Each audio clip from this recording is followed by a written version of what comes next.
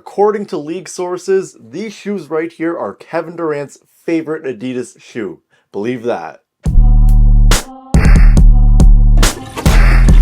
Yo guys, what is good? Zakuragi back at it again, and today we have another episode of Toilet Reviews where we'll be going over these guys right here. So this is the Adidas AE1 in the With Love colorway. So this is Anthony Edwards' first signature shoe with Adidas, and they're coming out blazing hot with these, not only with the shoe itself, but with the whole campaign on social media and all the shots being fired between LaMelo, KD. So Adidas is making huge statements with this shoe right now. So without further ado guys, let's get straight into this review. And starting with the details, the whole design inspiration for these shoes was something that doesn't look like everything else on the market. So these give off a futuristic vibe, and I think they succeeded in their initial design goal, and personally I love how these turned out. I do see a little bit of design cues from the Yeezy basketball stuff, mainly in this toe area. Now these do retail for 120 bucks US or 160 Canadian, which is a pretty fair price in my opinion for a first signature shoe. And these do come with a special pull-out box with Anthony Edwards branding. And other details in this shoe include these insoles right here with Ant-Man's face on it, and I think this is a great little detail right here. Kind of gives off like Kobe 5 insole vibes if you guys are familiar with that, because with those insoles you put them together and it makes Kobe's face, but obviously this isn't the same thing. And also I just want to note, these insoles from Adidas, I'm not a big fan of these, let's just put it that way. Also, the shoes do come with a set of pink rope laces right here, and I'm probably going to be switching these onto the shoes after I'm done recording this video, because this definitely looks better in my opinion than the black laces. So let's get more into the nitty-gritty of the shoes, and starting with the traction, we have an aggressive, tight herringbone pattern that uses translucent rubber going full length across the shoe, and the design of the outsoles is very interesting because it's divided up into smaller portions of the tight herringbone, and these portions ultimately form a larger herringbone pattern. So in a nutshell, it's one big herringbone pattern that's made up from a smaller herringbone pattern. Now, what I find to be really cool about this design is how the herringbone has levels to it. So it'll start at this initial level right here and then sort of dip down and then rise up again, as you notice in these little divot areas right here.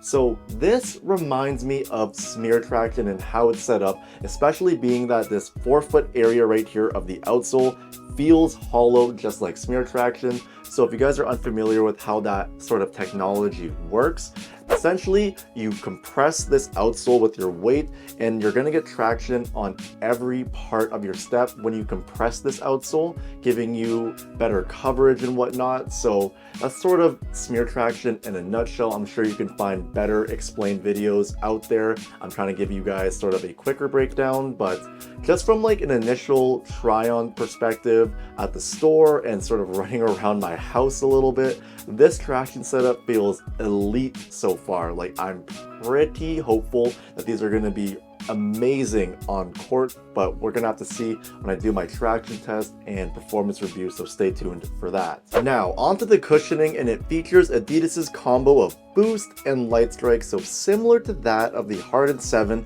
or the Adidas BYW Select, and it's tried and true. I love this sort of setup, but this is a new form of boost Adidas is calling Jet Boost, which is supposed to be Adidas's most responsive form of boost that supposedly will return the exact amount of force or energy you put into it, and from a try perspective, it doesn't feel bouncy in the forefoot, but I did notice the responsiveness when I walked and jumped around in them a little bit. But I can imagine that when you actually start playing in these, they'll feel much better on foot, because this combo of Jet Boost and Light Strike doesn't exactly feel very plush on foot. There isn't exactly an overwhelming amount of step-in comfort also.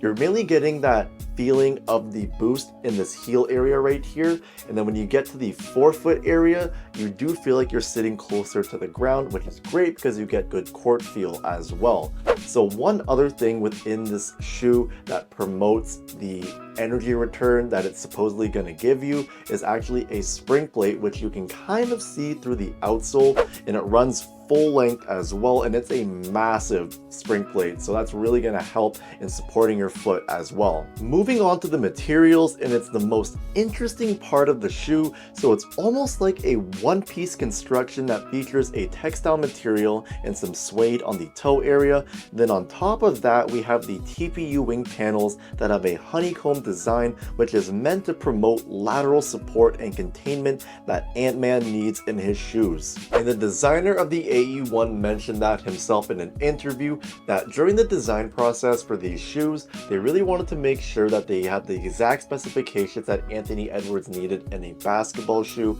and part of that was having good lateral support and containment, because they actually did a measure on his foot and they noticed that Ant-Man's side-to-side movement force output was higher than the typical NBA player, which resulted in him ripping through a lot of the shoes he was wearing. So the designer in that interview specifically name dropped the Adidas BYW Select, which was the shoe that Ant-Man was wearing a lot through the past NBA season, as well as during the FIBA World Cup as well, if I'm not mistaken.